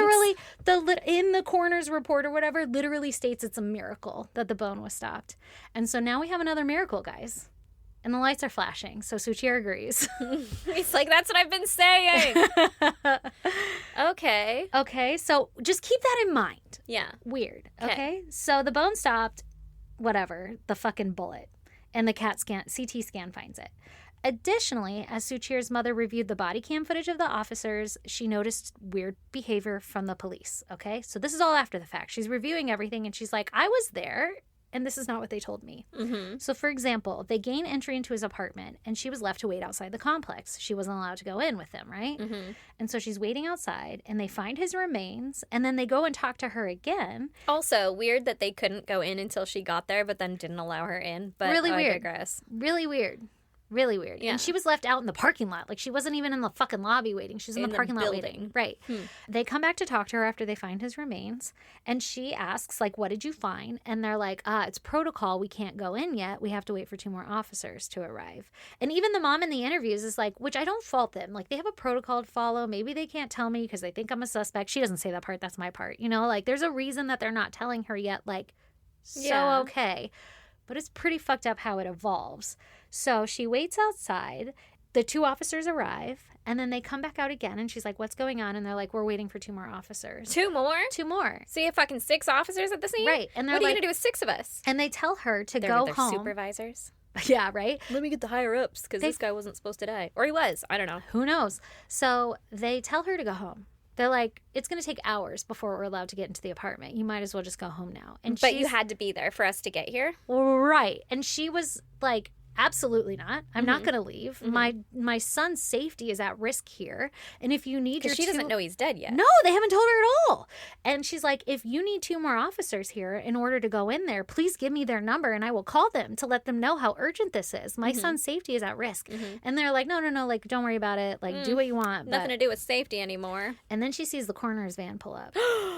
And that's when she knows. She's like, my fucking son's dead. And she's like, why isn't it, like, she's thinking, why isn't the ambulance here? And she's like, well, maybe they couldn't get here in time or whatever, so they just send the next best thing. I know. She's doing all the things that you can do as a mom. Trying to justify in your brain. And then eventually she talks to the medical examiner who gets out, and she's like, what's going on? And the medical examiner is like, we got a dead body up there. Not even fucking knowing it's the mom of the person who's looking at it. So that's how she finds out her son's dead. The police don't tell her. Holy shit. Yeah.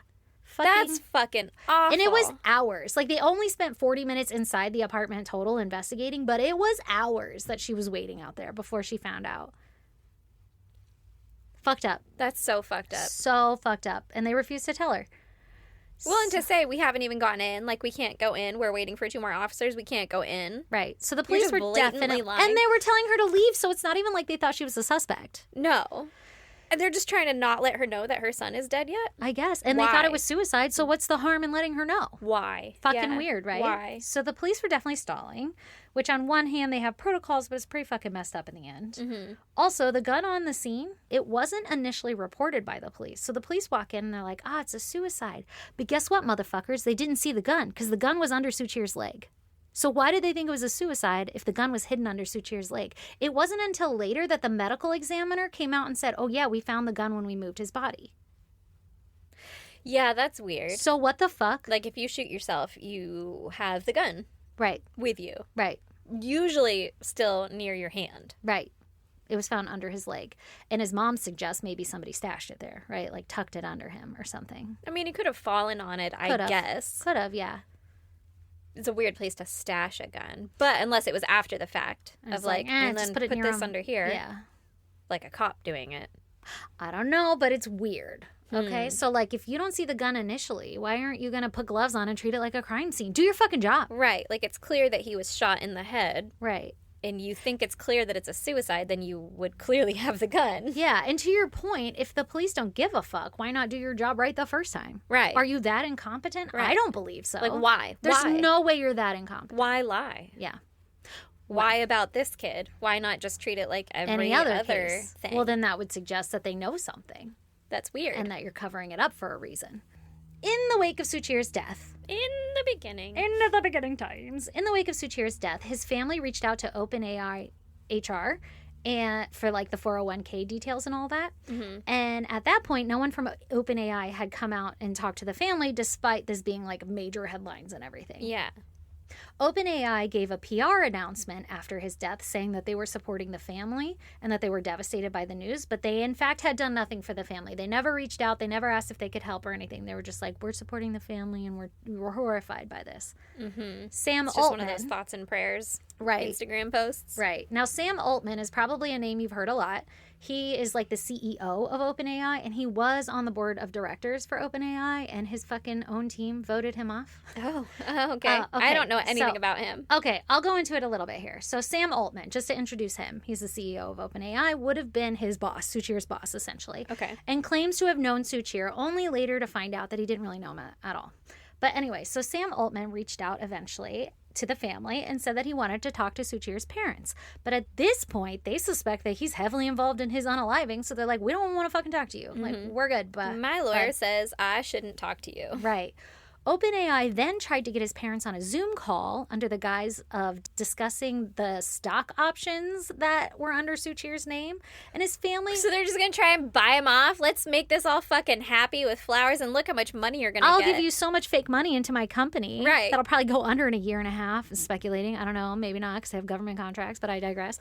But, you know, it's like... What are you doing here? You didn't reach out for anything, and then now all of a sudden they had to reach out on their own for like 401k information, and then they're like, "Oh, let me talk to you," and the family's they're like, interested in money. Let me see what I can offer them. Oh, let's talk about his stock options. And his family just lost him, and money doesn't mean anything to them, so they're like, "Fuck off, go away." That's what are so you doing? dirty. And they were just trying to trap them into a Zoom call. Yeah, because he's obviously going to try to buy him off, like you're saying. But they refused because they're smart. And when asked if she believes that Sam Altman had something to do with Suchir's death, Suchir's mom replies with, "We don't know, we want an investigation." So she's a smart woman. Yep. His mom also says that the one thing that she knows for sure is that if Suchir had been deposed, a lot of AI companies would have been at risk, not just OpenAI. So she's calling for a proper investigation to be done because the evidence very clearly suggests a cover-up, or easily suggests it. If it's not clearly, it's like it could. And that we have probable cause here for whistleblower status and all this other stuff. So she's like, okay, we don't know, but like for sure you need to investigate, right? Like she's keeping it very amicable. Yeah. Where she's I'm like, you fucking actually idiot. Point fingers. Yeah. May 17th, 2024. So we're going back in time. He died in November, right? So May 17th of 2024, OpenAI was asking employees to sign a non-disparaging agreement that would forbid them from ever talking poorly about OpenAI. And basically, the employees were forced to do it. If you don't sign it, you lose all your employee benefits and everything. You're not going to work here anymore. You lose all your stock options, all your money, all your bonuses, whatever. So you have to sign it if you want to continue to be an employee. That seems illegal, too. It is illegal. And several people did sign it. And then as soon as that got out in the media, especially after Suchir dying and everything, everybody's like, that's fucking weird. What are you doing? As soon as that came out in the media, the company, like HR, released a notice to the employees saying, like, hey, we're going to go ahead and null and void that NDA back there. So just go ahead, like, you know, do that information what you will. But Sam Altman, the whole time, denies ever knowing anything about the NDA, which garnered him more criticism for openly lying to the public because all this information came out and there were all these memos that went to everybody in the company that was talking about this. So he lies, right? Which we know people are very capable of, especially in high-powered positions that make them a lot of money to lie. Mm-hmm. So he's no different. Also, Sam Altman, I don't know if you recall, was literally voted off the board of his own company. And this is what I was kind of talking about before, but it was in 2023, like fucking right before Trump got hired. I remember it was like all over fucking podcasts and shit. But he was voted off the board because of, quote, psychological abuse and for lying. So the board was like, you have to leave because you're not running this right. He's the CEO of the company. It's his company. And the board is like, you're fucking with everything. You're going to ruin all of our investments. You're psycho. There's psychological issues here. You gotta go. Wow. And so he got voted off the board, but he still gets to be the CEO. He just doesn't get to make the final calls, right? That's insane. Of your own fucking company. And everybody was like blowing the whistle on ethical issues. That's the reason he got fucking booted off. But how does he get to still be the CEO? That's a pretty powerful position to be for somebody who's pretty unethical. Because they still need a face of the company that they're willing to let die if the company if something goes under. bad happens. Also, some interesting tidbits. On November 18th, 2024, so this would have been a few days prior to Suchir's death because he died on the 22nd, Sam Altman was named as part of the San Francisco mayor's transition team because there was a new mayor put in. I didn't even write down all the fucking names. I don't know what's going on over there. But he was put in as his transition team member lead, which meant that he provided direct advice that influenced policy decisions shortly before the mayoral inauguration in January of 2025. That means he's part of a team that has direct control over the city police department and medical examiners and their policies. Uh-oh. So your whole, like, who's telling the police don't care? Who's telling the police to behave this way, act this way, whatever? Potentially, Sam. Potentially. Now, do we have evidence? No. But that could be why the police violated the parents' rights. Yeah. Because somebody who knows Sam... It's telling I don't think Sam's up there saying, hey, police, we're doing this nefarious thing. Don't do that. I'm sure it's a network, right? That's how all of this works. Right. It's a very siloed network where it's on a need-to-know basis. So I can't catch you and then you give away my part of the operation. That's how all these little things work. But I'm just saying he had the ability... And so you have someone who with the medical examiner, like, that's another just coincidence. How suspicious, yeah. So you have someone who can impact whether or not city officers and medical examiners keep their job, right? Like, if you don't do this, then consider your ass goodbye. It's like almost a political position at this point. Yeah. Which is why all of our politics are corrupt. Yeah. And because they'd rather have the money than follow their ethics. That they all fucking agreed to. Right. Fucking swore an oath on. So anyway, and he has a history of abusing power. He got voted off his own fucking board. So that's not good. Right? Yeah. Not a good look. Suchir's mom claims that him serving in an advisory role for the mayor is the reason the family is not getting any support from the city in investigating their son's death further. Because she's still calling for it. She wants the FBI to get involved. Yeah. But there's nothing. It's just crickets. A bit about the gun. The gun was a 9mm Glock, which I mentioned earlier, which didn't have any blood on it, but it did have Suchir's fingerprints, which also could have been caused by him, like, wrestling. Owning the gun. Well, him owning the gun or wrestling to get it away, right? It doesn't necessarily mean he fired it just because they're there. The initial bullet recovered from the first autopsy was analyzed and confirmed to come from the gun, but the second bullet fragment found on the CT scan was not, right? Also, his mom notes that there were 2 drops of fresh blood found at the crime scene when all the other blood had been dried over the 3 days that it took to find him. Now, I don't... That's crazy. That's weird. I don't know what that suggests, but someone's living strange. in his apartment until they get there and bleeding all over? Literally, my next bullet is, you could argue that it may suggest that the killer stayed in the apartment after the murder or something and maybe moved or did something or tampered with something. And even if it's Suchir's blood, could have gotten Suchir's blood somewhere else, further, fresher, right? Yeah. Because he still has a whole body of blood. Wet days later. Like, they would have had to be there hours before. Like the killer. Oh, yeah, before being whoever's found. Bleeding. Right. Wherever that fresh blood before came being from. found. Yeah. So if you'll remember, his mom called that day after he arrived home, and it rang once and then went to voicemail. So you could argue somebody was in his apartment then. And so they were like, uh-oh, turned it off. So they could have killed him and hung around his apartment for days even before leaving, before finding the perfect time to get the fuck out where nobody could see you. Yeah, but I'm not saying that that's not possible. I'm just saying, think of the kind of person that it would take to be in an apartment with a body for days. Well, think of the kind of person it would take to kill somebody you don't even fucking know because you're being hired to kill them. That'll be my story next week. Can't wait to hear it. Furthermore, Like I said, the family claims that they're missing that thumb drive with a ton of information relevant to the OpenAI whistleblowing case. So now you have some incentive for someone to break in, steal the information, and unalive him, right? But also, never mind. It's irrelevant, but he should have sent all the information to his parents as well, or another third party to be like, hey, here's what I have on account of I'm whistleblowing a giant company. Right. Like, you definitely took fucking his trust and ethical and morals and assumed everybody else had those. Yeah, exactly. Very trusting of the entire world when maybe you shouldn't be. Yeah. What if he has like a kill switch somewhere and like on the year anniversary of his death, we're going to get so much information that just comes out on a website or something? I hope so. He'd be the guy to do it, right? If he's smart enough to fucking make the internet turn off, shut down the government. I don't know. Just make fucking ChatGPT tell you the truth all of a sudden. Right? Yeah, so what'd ChatGPT say? Oh, I'll get there. Okay, so obviously his parents are trying to get the FBI involved to investigate his death, and they're getting no traction. I'm not saying I'm right here, but based on the research that I did, I would argue that it seems more probable that Suchir was set up and that like the AI mob or powers that be knew that what he was up to and that they were going to like blow the cover. And so they had to stop him. I'm sure they somehow knew that he was going on a trip where he would be gone from his apartment for a week long. And I would like to note that the CCTV footage that the parents got from the police only went back 2 days prior to his unaliving. So there's potentially 3 other days there or more where he was not in his apartment, where we don't know if anybody came or went. So they could have come pretty early on, had access, had a key, maybe had a spare stowed away somewhere. Somehow they get access. Had a bunch of Ruhefnol to put in his wine bottle that was in his fridge already. So he comes home, just drinks that. They're waiting. They're hiding somewhere in his apartment where he can't see them. I think it's kind of rancid. Tastes weird. He drinks it anyway, gets all fucked up, goes to the bathroom to brush his teeth. Now, the brush the teeth theory I think is kind of bullshit because... You just found a flosser on the ground. Like my cats pull flossers out of the fucking trash can. And it was one of those tiny little bathroom things that you like step on to lift up. How many times I go to toss those in and they fall on the side? And then you're like, I can't be bothered. I'm gonna walk. I've already turned off the light. Right. Yeah. Now I do know also when he died, he shit himself, and I'm like, what if he had to shit and he got attacked?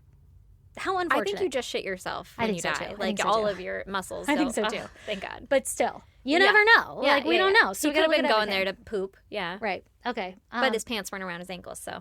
Anyway, so we don't have footage of the other days prior when he was gone. So there was nobody in the apartment. Somebody could have had access, and his neighbor didn't have the fucking security camera going anymore, and the elevator didn't work. So somebody could have come in through a gate that doesn't have a camera on it, rode that elevator up to his room, gotten into his room if they had keys or some ability to unlock it, and just waited for him. Yeah. Like set up the stage so that it'll like fucking, if he drinks this, he'll be knocked the fuck out.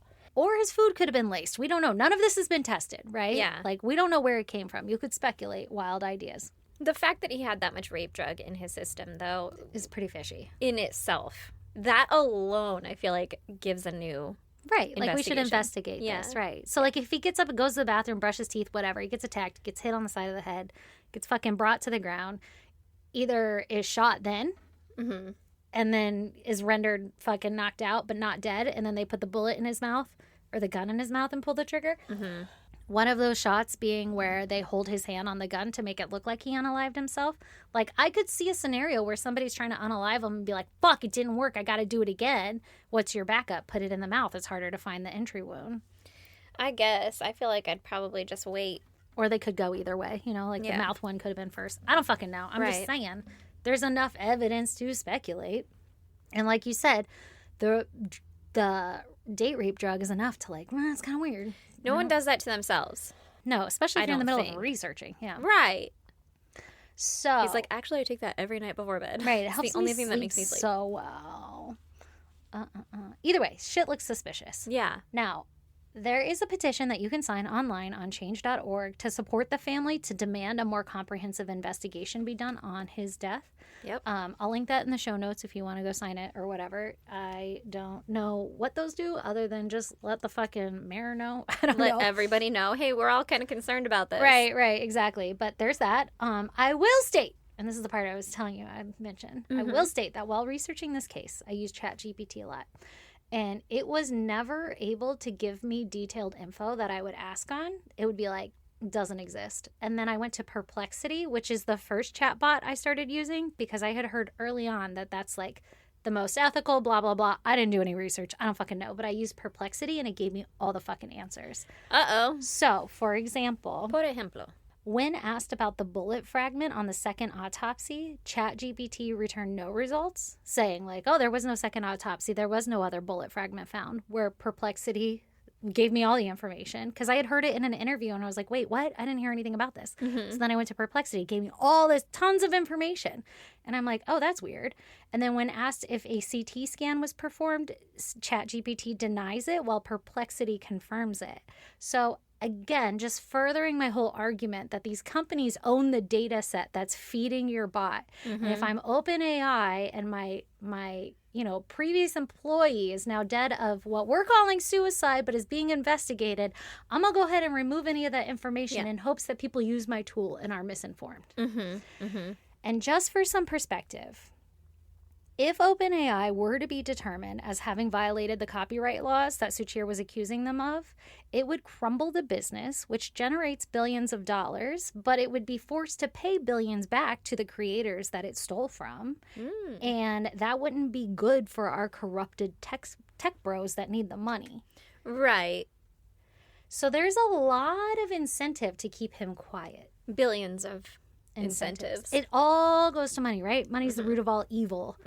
And so if you're the owner of a company that I would argue is not as great as they all say it is, right, then, and you're selling this false bill of goods really well. You're riding it. You're selling it. Your whole career. You're the CEO of this. This is your entire life and livelihood. You're going to... Right. And who knows what else Suchir knew that he could have potentially blew on, but he sticks to the copyright issues. And that in itself is already a problem. They're getting sued left and right. You know, if this is going to crumble your business, that's a problem. Yeah. Shouldn't another person just pick up right where he left off? Or like, I don't know, the people, you know, like there should still be a state prosecutor or somebody who's like, anyway, sorry that guy died, but it's still a case of copyright. Like there's still problems. Yeah, there's still independent people blowing, or like, you know, like creators suing them. Yeah. But it's much more powerful to have an employee who created the tool to let you know what's going on. Yeah, but use his work. He had the essays that he wrote out already. Like they're just gonna like, I mean, maybe they are in these lawsuits. I don't know. I haven't followed any of them, or if anybody's getting paid out, or if they're finding anything. I'm sure what's gonna happen is they're gonna change the laws to make it legal, whatever they're doing. Yeah. And we're just waiting for that to happen. Yeah. So here is my final point, and it goes into conspiracy realm, so hang with me for a minute. Okay. But I really kind of think something's here, and I kind of already touched on it. But what's interesting, and where I leave this episode off at, is that Charlie Kirk's autopsy proved similar miracles, right? Where the bullet got lodged. Love a good miracle. Love it. And somehow they're just so strong. Whatever. It's all that faith. It's all that faith that really kept their bones hold it in real their strong. neck. Absolutely. The base of their skull. Exactly. And so this suggests that maybe, if you want to look at the facts of everything and stop thinking about miracles, that maybe a different weapon than what is claimed was used got used, right? In the Charlie Kirk case. And the big conspiracy there was that Kirk was being killed for speaking out against Israel. Like he had recently changed his opinions on Israel. Before he was like, oh, we need Israel. And then he started seeing nefarious shit. And he was like, actually, I have some questions. It seems like it's Israel first, which for some reason gets you in a lot of trouble in this world. And so he's just like, why? Did he say some other pretty awful shit? Sure. Do a lot of people love him? Yeah. Like, I didn't even know who the guy was till I got unalive. But that's the big thing. Like, if you were to put it in one sentence, it's that the conspiracy theory is Charlie started speaking out against Israel and he got unalived, and they're lying to us.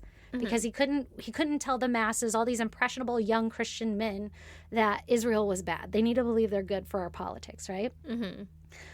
So OpenAI has direct ties to Israel through its AI models being provided to the Israel military via Microsoft's Azure cloud platform.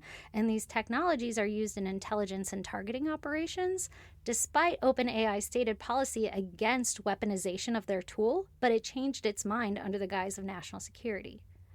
So the whole argument is that if we support Israel's military, they're in a special strategic location, then they support us, right? Like scratch your back, scratch our back. That's the whole argument as to why we've even been participating in all of these stupid shits that is happening out of Israel, right?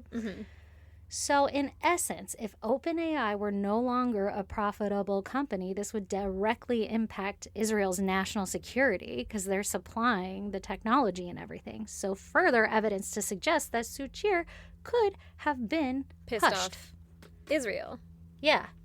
In some long form, Yeah. 60 degrees from separation or whatever it is. Right.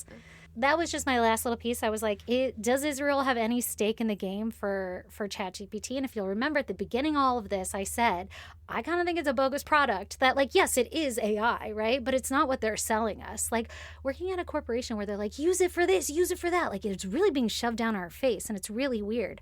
And the reason is because the only reason AI is making money is by corporations buying licenses and forcing their employees to use it. You and I on the street aren't paying for ChatGPT whatever. Right. We're doing the free until it runs out and we wait until whatever. So that's not But profitable. they need the big contracts. They do. And so if you're a company that's kind of like on the cusp of your bubble of like, we're going to make this more profitable, you're going to go off and get military contracts or whatever because they'll keep you alive. And if you start blowing the whistle on that bullshit and saying, hey, this might not be ethical, and military powers that be use it, they don't want you talking about them using unethical shit.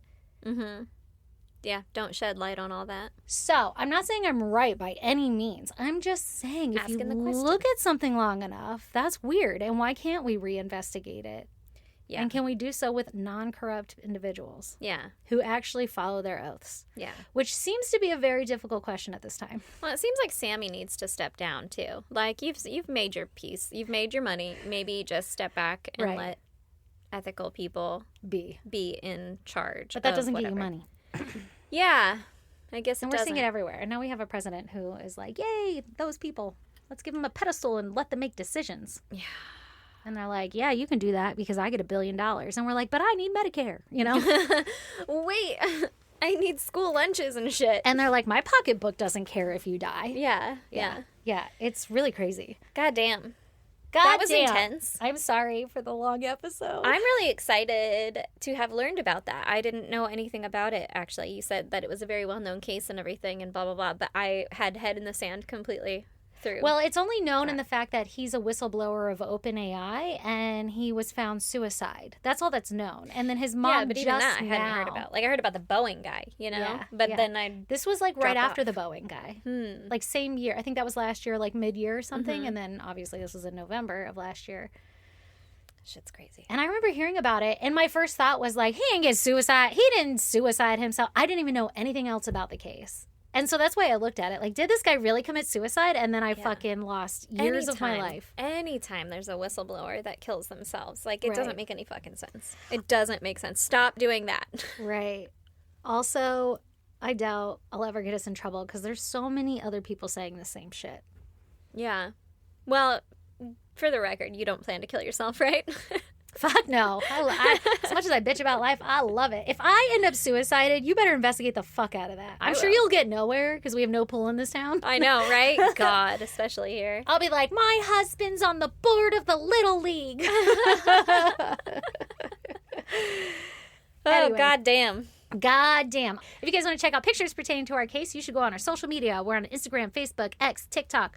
Our handle is at ISGD Podcast. If you want to email us, you can do that at isgdpodcast@gmail.com or you can snail mail us at P.O. Box 2764, Spring Valley, California, 9197. 9. And go enjoy your fucking life, guys. Bye. Bye.